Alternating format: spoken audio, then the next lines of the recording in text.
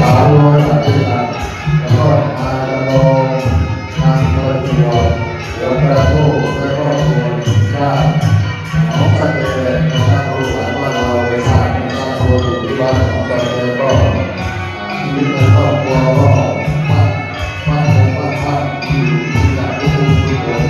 บ้านเราอยู่บ้านมีปัจจัยรวยนะมาร่วมกันเป็นเจ้าภาพ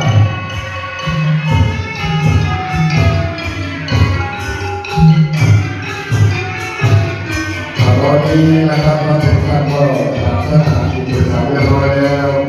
พระแม่ครัวนะครับพระแม่ครัวเราไม่ได้เรียกว่าอะไรได้ตอนนี้โอกาสตรงนี้นะเสียงประชาสัมพันธ์นะครับพี่น้องญาติพุทธศาสนิกชนทุกท่านทุกคนได้มาร่วมงานในกรณีถวายกฐินในวันนี้ทุกท่านนะครับมารับประทานอาหารกันนะครับท่านสะดวกที่จะรับประทานอาหารที่โรงครัวว่าหรือท่านใด